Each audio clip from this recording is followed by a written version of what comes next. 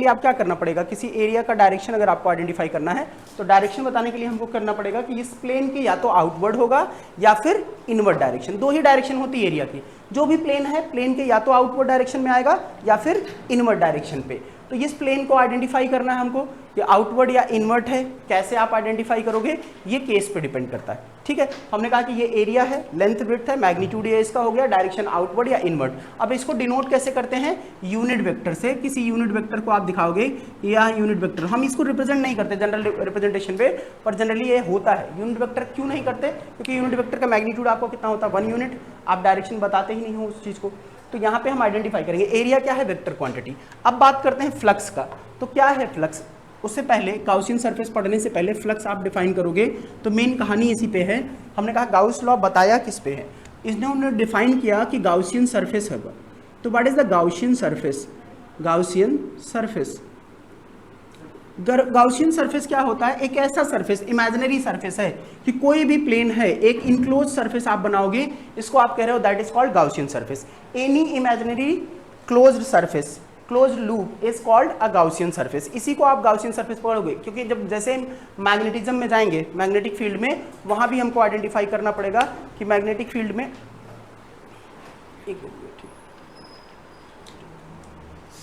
ठीक, तो इस पे आप मैग्नेटिक फील्ड पे इसको आइडेंटिफाई करना। ठीक है, तो कितना होगा इस बात को आपको समझना है।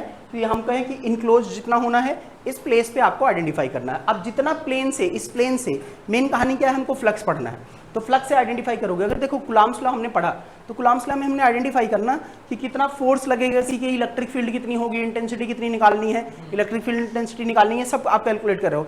अब सेम बात अगर मैं गाउसियन सरफेस के लिए करूं, तो गाउसियन सरफेस क्या है, इस इनक्लोज सरफेस से कितनी इलेक्ट्रिक फील्ड लाइन पास होंगी, the number of electric field line that is called flux, वो फ्लक्स की डेफिनेशन आएगी। और वहीं से हम डिफाइन करते हैं बाकी चीज, जैसे इंटेंसिटी निकालना होगा, इलेक्ट्रिक फील्ड निकालना होगा, गाउसियन सरफेस पे कितना आएगा वो सब अभी प्रूव करेंगे, किसी स्फेरिकल वैल्यू पे आएगा, क्यूबिकल पे आएगा, सारा प्रूविंग जितना भी आएगा। अब तो डेरिवेशन आता है आपको, हमने कहा अभी तक हमने डेरिवेशन बहुत सारे नहीं करे, डेरिवेशन जो मेनली करना है हमको किस पे, गाउसियन सरफेस पे करना है, और वो बहुत इंपॉर्टेंट है, उसको भी देखते हैं। तो पहले आप लिख लेना गाउसियन सरफेस का, the Gaussian surface is,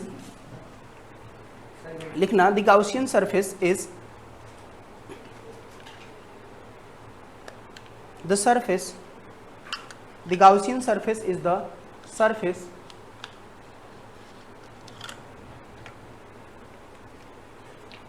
the Gaussian surface is the surface which is enclosed and imaginary, which is enclosed and imaginary। ऐसा सरफेस जो इनक्लोज्ड है और इमेजिनरी है उसी को आप कह रहे हो that is called Gaussian surface. Clear है, अब जो भी इनक्लोज इमेजिनरी सरफेस मिलेगा उसको हम गाउसियन सरफेस कह रहे हैं, उसको आइडेंटिफाई आप कर लो।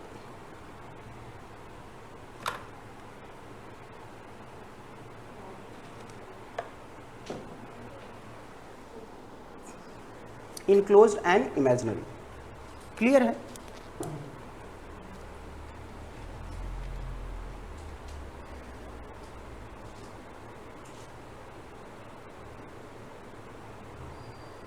चलो अब डिस्कस करने इस पे। अब देखो जो भी प्लेन है, जो सरफेस है, गाउस ने सबसे पहले इसी को बताया। हमने कहा देखो आप बना लेना इसके साथ में एक प्लेन, ऐसे प्लेन बना लेना, that is called Gaussian surface. अब ये इमेजिनरी है, that is the imaginary surface, imaginary surface, imaginary closed loop, ऐसे लिख लो, क्लोज्ड लूप। ये जो क्लोज्ड लूप है यही आपका गाउसियन सरफेस कहलाया। अब इस गाउसियन सरफेस पे आप देख रहे हो कि अगर ये प्लेन है, अब देखना अगर मुझे नंबर ऑफ लाइन यहाँ से पास करानी पड़े, जितनी भी नंबर ऑफ लाइन इस प्लेन से पास होगी, दो तीन बातें डिपेंड करेगी। इस नंबर ऑफ लाइंस को आप क्या कहते हो, किसी प्लेन से जितनी नंबर ऑफ लाइन पास होंगी, द नंबर ऑफ लाइन, उसी को बोलोगे दैट इज कॉल्ड फ्लक्स। वो फ्लक्स आपका कहलाएगा कि जितनी नंबर ऑफ लाइन किसी सरफेस से, इनक्लोज सरफेस से पास हो रही है ना, ओपन सरफेस नहीं होगा, ध्यान रखना। इसमें हमने कहा कि जितना इनक्लोज सरफेस होगा, इससे जितनी नंबर ऑफ लाइन पास हो रही है दैट इज कॉल्ड फ्लक्स। अब इसको हमने डिफाइन किया फ्लक्स। अब इस बात को आप समझो कि ये जो मेरा फ्लक्स है, ये जो फ्लक्स है, फ्लक्स को आप किससे डिनोट कर रहे हो, फाई से। अगर आप फाई से इसको डिफाइन करोगे फ्लक्स को, तो मैं कह रहा हूं कि देखो दो तीन बातों आप ध्यान रखना कि किस पे डिपेंड कर रहा है, इसका क्रॉस सेक्शनल एरिया क्या है, ए ना, इलेक्ट्रिक फील्ड इंटेंसिटी जिससे पास हो रहा है ई, दो बातें हो गई। तो फ्लक्स किससे डिनोट कर रहे हो, फाई। तो हमने कहा कि जो फाई है वो प्रोपोर्शनल किसके है, इलेक्ट्रिक फील्ड इंटेंसिटी, कितनी नंबर ऑफ लाइन किसी एरिया से पास हो रही है, तो आपने बताया कि इलेक्ट्रिक फील्ड इंटेंसिटी है ई। दूसरा, कितना इसका क्रॉस सेक्शनल एरिया है, ये क्रॉस सेक्शनल एरिया पे भी डिपेंड कर रहा है, तो नंबर ऑफ, मतलब ये जो भी क्रॉस सेक्शनल एरिया होगा इस पर डिपेंड करेगा। इन दोनों बातों को अगर मैं इस फ्लक्स को प्रोपोर्शनल कर रहा हूं, देखो एक तीसरी बात और है कि यही फ्लक्स किस पे और डिपेंड कर रहा है। अब आप मान लो कि ये आपका प्लेन है, सरफेस आप ऐसे देखो, अब इस प्लेन से जितनी नंबर ऑफ लाइन पास होंगी, मैं इसके एंगल को क्या रोटेट कर रहा हूं, रोटेट करोगे तो क्या नंबर ऑफ लाइन बराबर रहेंगी, चेंज होती जाएंगी ना। जैसे आप फ्लक्स को रोटेट कर रहे हो तो नंबर ऑफ लाइन क्या हो रही है, चेंज हो रही है। तो किस पे डिपेंड कर रहा है, एंगल पे। अब ये कौन सा हॉरिजॉन्टल होता है, किसको, हॉरिजॉन्टल कंपोनेंट इसके लिए डिसाइड है, तो हम इसको बोलते हैं कॉस थीटा। इन सब बातों पे डिपेंड कर रहा है। तो आप इन तीनों को बताते हो कि जो मेरा फ्लक्स है वो किसके बराबर हो जाएगा, ई ए कॉस थीटा, जिसको आप क्या लिख सकते हो, फाई इक्वल्स टू क्या हो जाएगा, ई डॉट ए। तो इसको आप बोलते हो दैट इज कॉल्ड फ्लक्स। ठीक है, तो फ्लक्स क्या डिफाइन होता है, तो फ्लक्स को हम लिखते हैं the flux is define as, the flux is define as the number of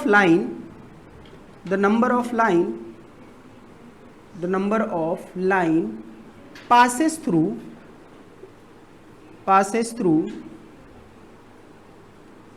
the closed surface या closed loop आप लिख दो, closed loop, किसी क्लोज लूप से पास होगा जिसको आप फ्लक्स कह रहे हो।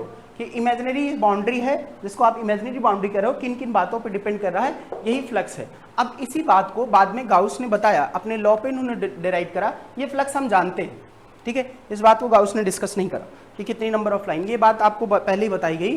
गाउस ने इसका एक एग्जैक्ट वैल्यू बता दिया कि कितना है, कितना नंबर ऑफ लाइन होगा हमेशा, किस तरह का सरफेस है हमको उससे नहीं लेना देना, लेकिन उन्होंने बताया कि अगर ये इनक्लोज सरफेस है, कोई भी लाइन कोई चार्ज होगा, कितना फ्लक्स प्रोड्यूस करेगा। तो किन्हीं तीन चार बातों पे उन्होंने डिफाइन करा है कि दो तीन बातें आपको ध्यान में रखनी है अगर गाउसियन सरफेस को समझना है। क्लियरली उन्हीं बातों पे डिपेंड करेगा, इसको आप नोट डाउन करो पहले, फिर आते हैं उस पर। इस चीज को नोट कर लेना, नोटेशन आप याद रखना यहाँ पे, वेयर क्या क्या कौन सी चीज किस चीज को नोटेट कर रही है। फाई क्या है, फ्लक्स है, phi is the flux. E क्या है, electric field intensity, electric field intensity. A क्या है, cross sectional area, cross sectional area. और थीटा क्या है, थीटा एंगल है, वो तो सबको पता है, थीटा है एंगल जिस पे ये रोटेट करा। इन चार बातों पे ये फ्लक्स डिपेंड भी करता है और इन्हीं से लेके आपको सॉल्व करना है। गाउस ने बताया कि जो हमारा इंटेंसिटी होगा फ्लक्स का, वो बेसिकली डिपेंड किन बातों पे करेगा, वो आपको आइडेंटिफाई करना है। क्लियर है, गाउस के थ्योरम से भी यही चीज इंपॉर्टेंट है।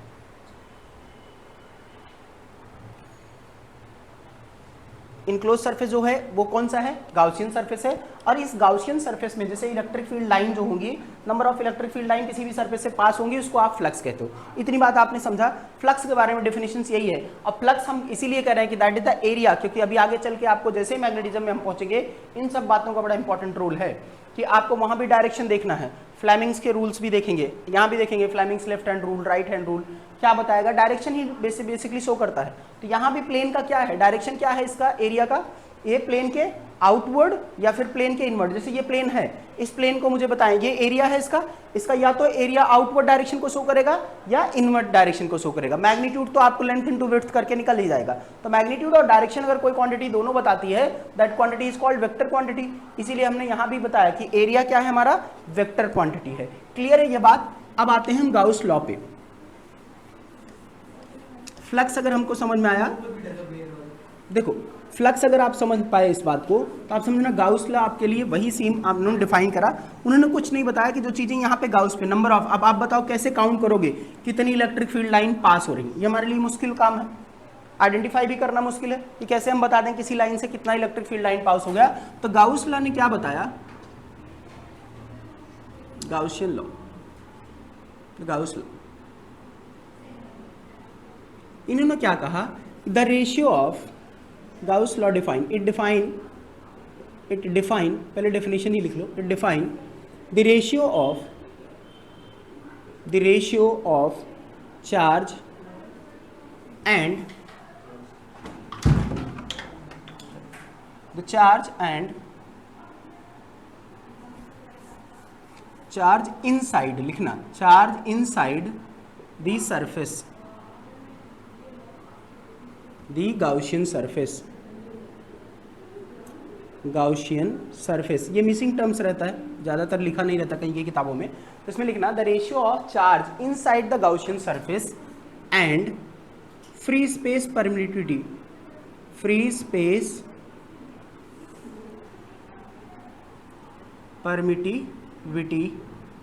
Is called flux. इसी को आप गाउसियन सरफेस कह रहे हो। हमने कहा कि देखो फ्लक्स अभी हम पढ़ के आए कि फ्लक्स को हमने फाई से डिनोट करा, फाई किसके बराबर है, इन्होंने कहा चार्ज, और कैसा चार्ज, जो इनसाइड हो, चार्ज इनसाइड, और divide by free space permittivity,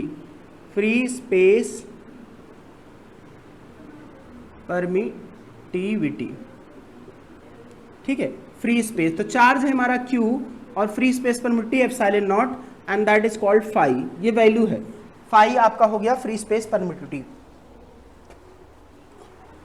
clear, इतनी बातें आपको समझ में आई यहाँ पे। अब इन्होंने बताया कि ये चार्ज है।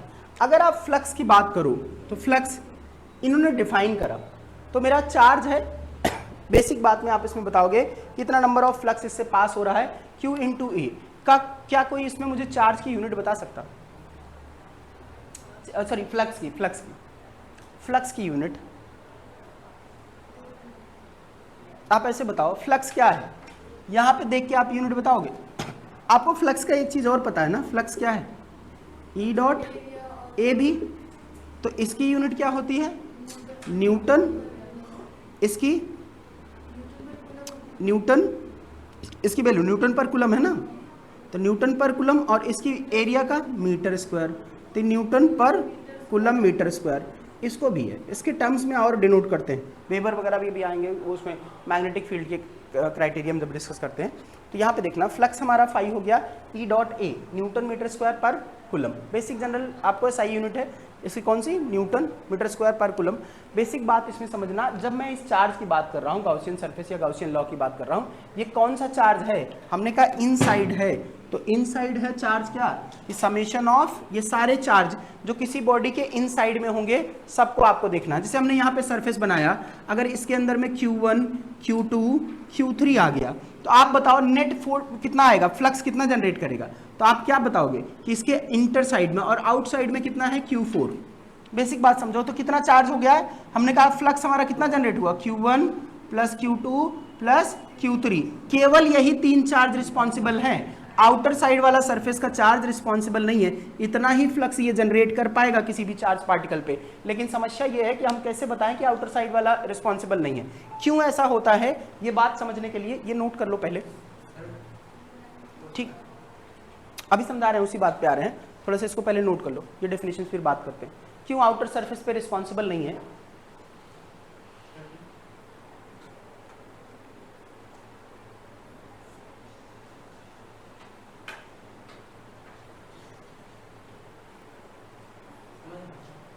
तुम्हारी स्पीड बहुत स्लो है, ठीक, समझ के लिख रहे हैं, ठीक।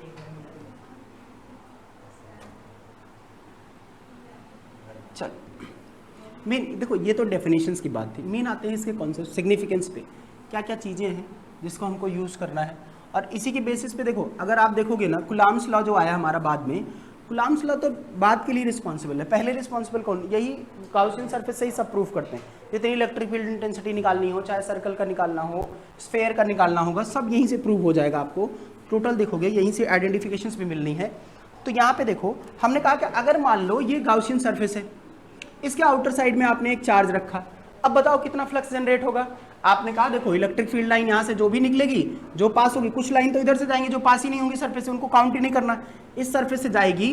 तो आप एक चीज बताओ, अगर चार्ज आउटर साइड पे है गाउसियन सरफेस के, तो जितना इनपुट होगा, जितनी इलेक्ट्रिक फील्ड इनपुट हो जाएगी उतनी ही तो आउटपुट भी निकल जाएगा किसी चार्ज पार्टिकल। तो इनसाइड तो नेट हमारा क्या हो जाएगा, जीरो। तो नेट हम यहाँ पे कैलकुलेट करते हैं, नेट जीरो हो जाता है, इसीलिए आउटर साइड पे जो भी चार्ज पार्टिकल रखा जाएगा उसको कंसीडर नहीं करता है। जब भी केवल भी फ्लक्स के लिए रिस्पॉन्सिबल कौन है, जो गाउसियन सरफेस के इनसाइड में है, जिस रीजन में आपसे पूछा है, आपको दिया रहता है क्वेश्चन पे, मेंशन रहेगा चार्ज पार्टिकल अलग अलग, तो जो चार्ज पार्टिकल इनसाइड है उसी को आप कैलकुलेट करोगे, ठीक है। आउटसाइड वाले सरफेस को हम कैलकुलेट नहीं करते। अब देखो कि अलग अलग क्वेश्चंस कैसे आप सॉल्व करना है या निकालना है इनको देखने के लिए। तो यहाँ पे देखेंगे हम आपसे क्वेश्चन शुरू करते हैं बहुत बेसिक से। पहला क्वेश्चन है, फर्स्ट क्वेश्चन लिखना, find out the electric flux, find out the flux. अभी इसके प्रूफ भी कराएंगे। फ्लक्स पहला फर्स्ट क्वेश्चन है,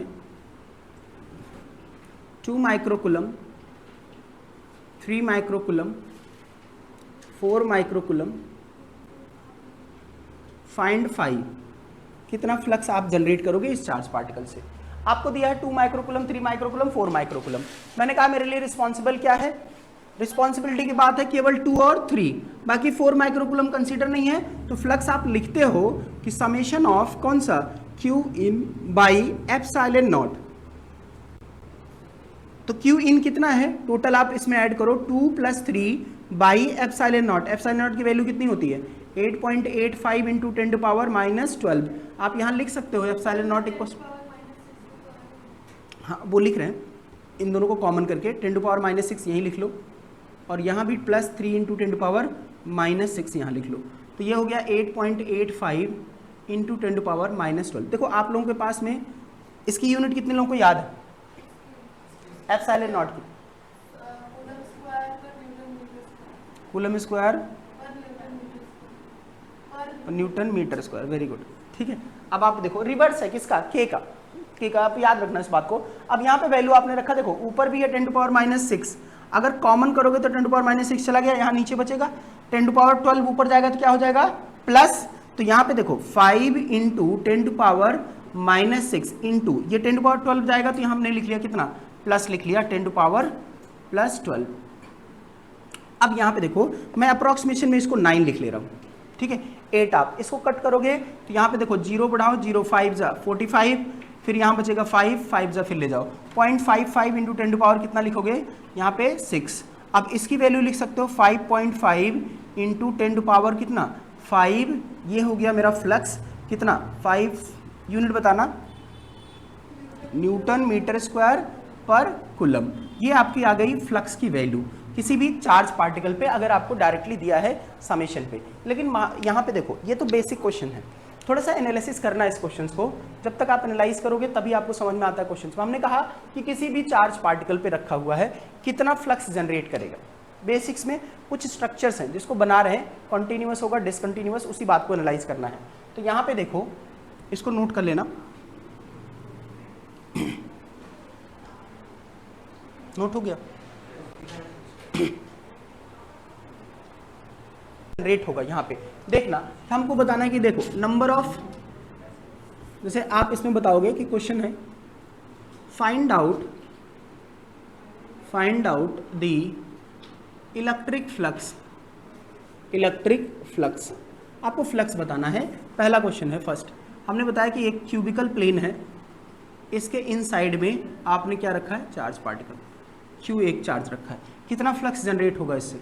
दूसरा आप बताओ स्फेयर है, स्फेयर के इनसाइड में आपने Q रखा है, Q1 + Q2, वहां पे Q रखा है। थर्ड है हेमीस्फेयर है, हेमीस्फेयर ड्राइंग ऐसे बना दे रहा हूँ, हेमीस्फेयर है, इसके सेंटर पे आपने रखा है चार्ज Q, ये हेमीस्फेयर सेंटर पे आधा कटा हुआ है, यहाँ सेंटर पे आपने रखा है आउटर सरफेस पे इस पे, और यहाँ पे Q रखा है, यहाँ पे इनसाइड में Q रखा है बॉक्स के अंदर में। तो आप बताओ कितना इलेक्ट्रिक फ्लक्स ये जनरेट करेगा पहला वाला पार्ट्स में। अगर क्यूबिकल है तो कितना, इसमें देखो ये Q है, आपको पता है कि फ्लक्स कितना है, जितना Q इनसाइड होगा, Q इनसाइड Q है, एप्सिलॉन नॉट से आपने डिवाइड कर दिया, यही फ्लक्स आपने जनरेट करा किसी क्यूबिकल ब्लॉक से। अगर ये स्फेयर है, स्फेयर के इनसाइड में आपने बताया कि फ्लक्स कितना जनरेट होना है, Q जितना इनसाइड है साइड क्यू है और तो ये टोटल मिल गया आपको क्या, फ्लक्स फाई। डायरेक्टली इसमें बताओ स्फेरिकल हेमीस्फेयर है, हेमीस्फेयर का मतलब आधा पार्ट। तो आप देखो गाउसियन सरफेस एक चीज बताता है कि इसके आउटसाइड में आधा तो क्लोज करो, गाउसियन इमेजिनरी सरफेस है ना, तो इसको इमेजिनरी आप क्या करो, फिल करो पूरा। ये मेरा स्फेयर हुआ।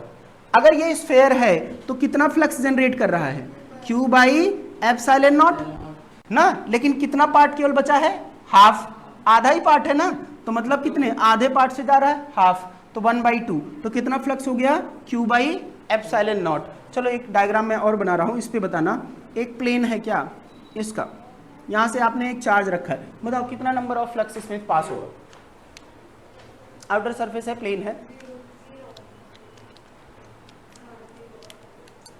0। और कोई ऑप्शन, ऑप्शन दे दूं, हाँ चलो ऑप्शन लिख लो, इसका ऑप्शन दे रहा हूँ। ए है Q by epsilon naught, B है Q by 2 epsilon naught, C है Q by 5Q by 6 epsilon naught, D है Q बाई 6 एप्सिलॉन नॉट।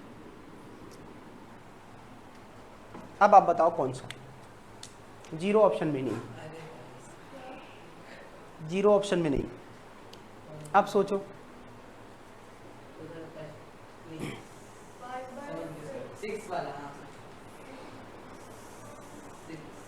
आप देखो एनालाइज करना है, कभी भी फ्लक्स का क्वेश्चन जब भी आपको मिले, इसमें क्वेश्चन आपको मिलना है तो एक बार हमको ध्यान रखना है। देखो मैं इसको मिटा दूं, ये वाले इतना नोट हुआ था बच्चा, इसको नोट करो बैठ के कि आज खाना नहीं मिला मुझे।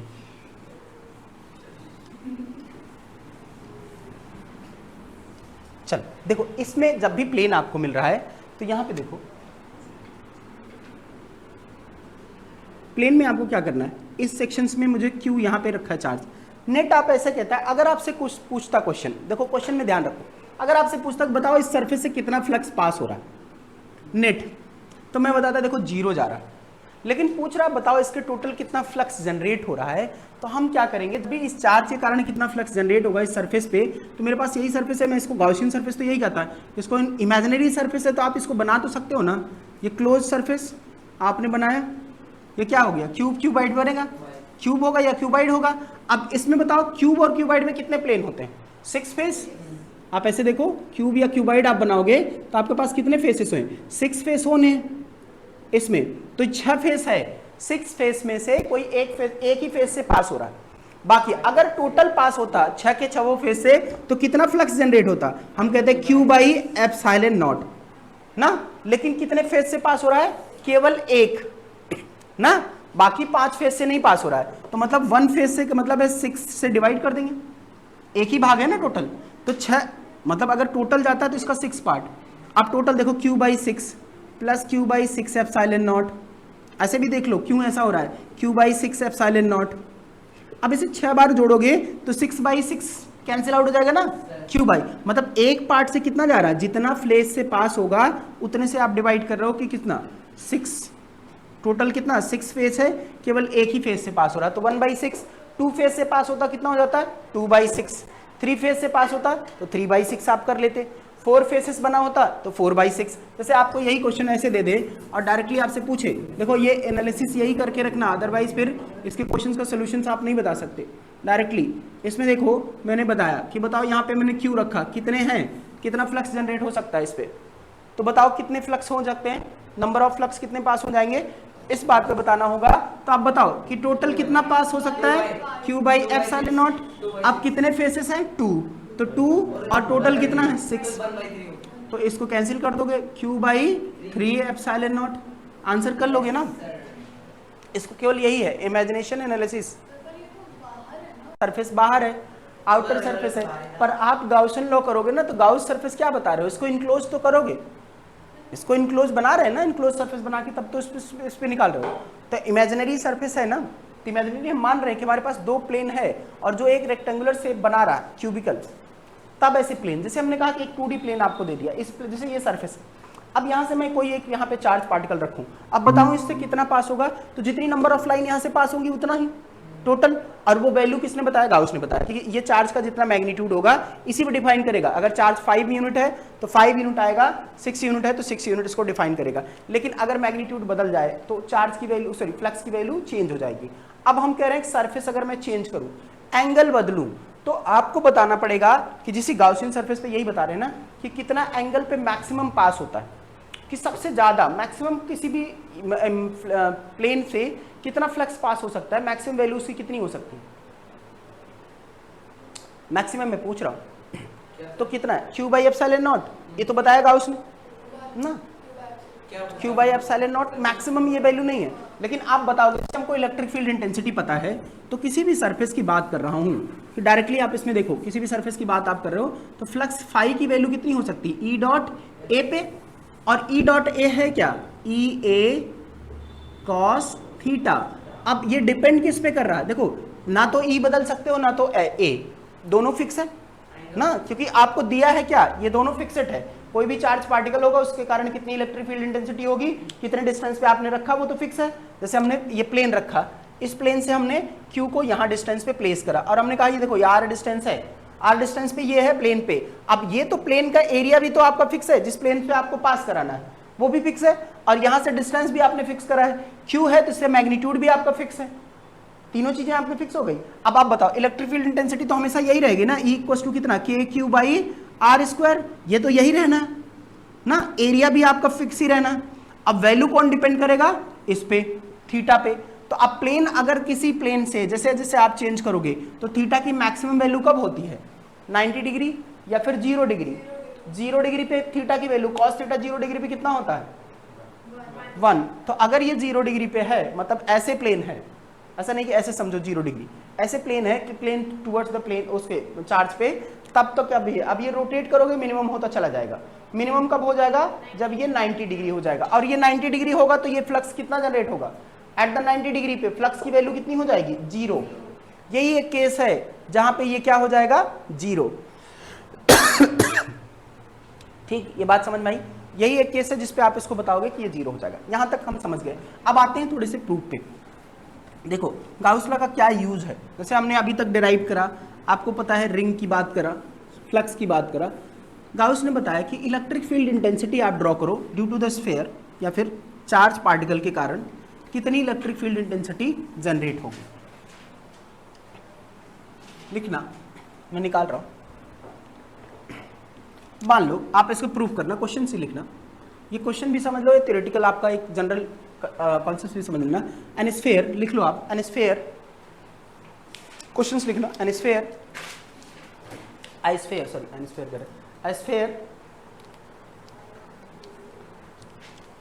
having cross sectional area A, cross sectional area A,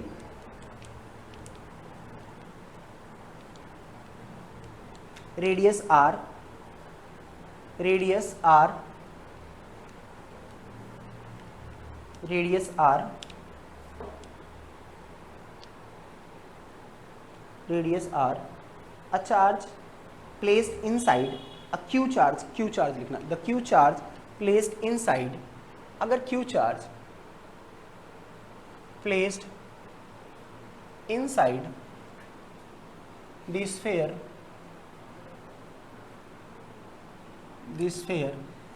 find out the electric field intensity.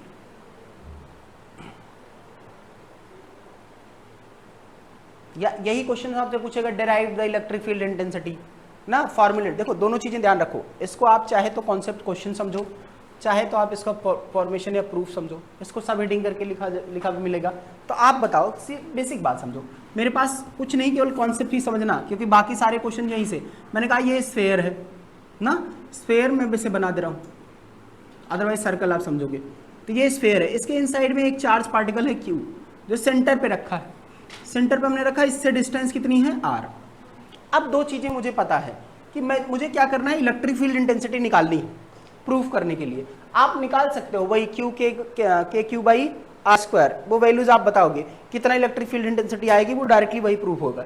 लेकिन ये क्या है, गाउसियन सरफेस है, आपको पता है इनक्लोज सरफेस है, इनसाइड में कोई चार्ज पार्टिकल रखा है, गाउसियन सरफेस है। अब आपने फ्लक्स बताया, कितना है flux, Q by epsilon naught, ये इक्वेशन 1 है, गाउस ने बताया था पहला।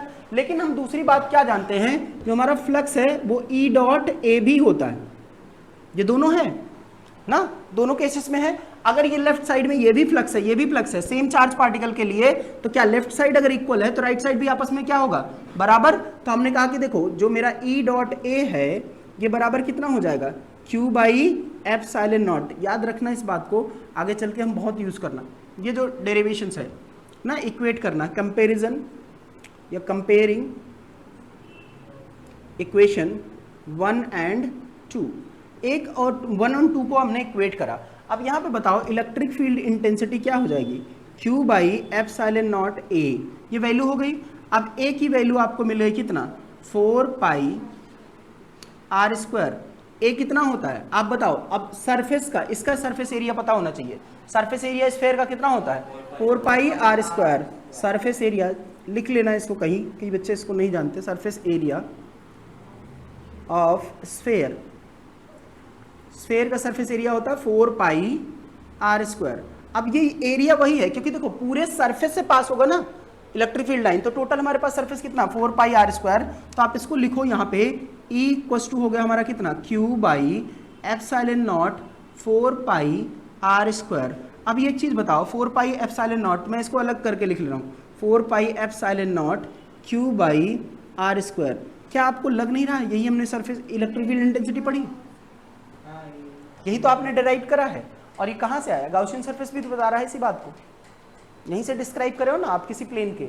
अब क्यूबिकल और अलग अलग प्लेन के लिए भी हम डिस्क्राइब इसको कर सकते हैं बाय यूजिंग सरफेस एरिया, इसके कारण। लेकिन पहले इसके बेसिस क्वेश्चंस पे आते हैं, मुझे बताना है फर्स्ट से क्वेश्चंस लिखना शुरू करना फर्स्ट। इसको पहले डिराइव कर लो, इसको नोट कर लो।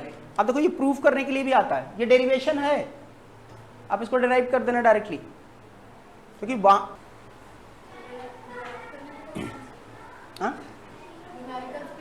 हाँ नहीं न्यूमेरिकल्स में, पहले न्यूमेरिकल्स कर लो। पहला क्वेश्चन लिखना, फाइंड आउट, फर्स्ट लिखना find out the electric flux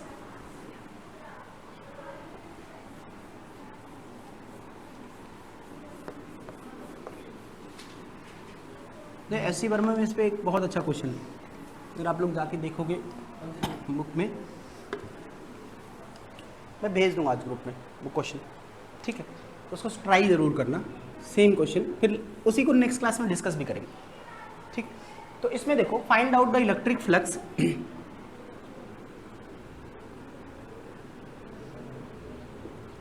on a sphere, on the sphere if a charge placed 20 centimeter apart from the sphere, 20 centimeter apart from the sphere।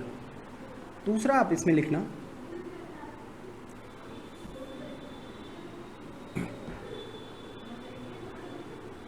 अभी देखो इस पोल पे भी निकालेंगे, क्यूबिकल और किस पे,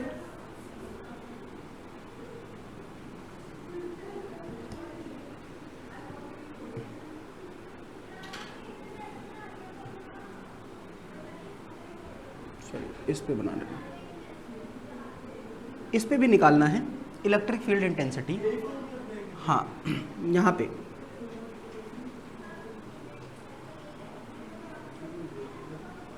ये रॉड है,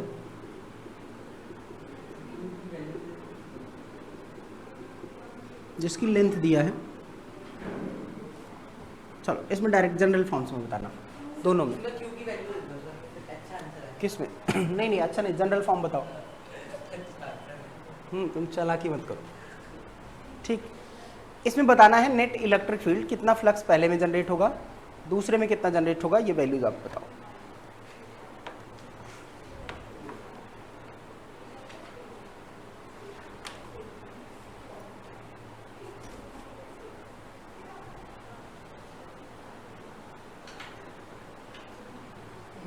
बताओ पहले वाले का, फर्स्ट का आप ऐसे बताओ, इसका कितना आएगा फ्लक्स, चलो और कोई दूसरा आंसर?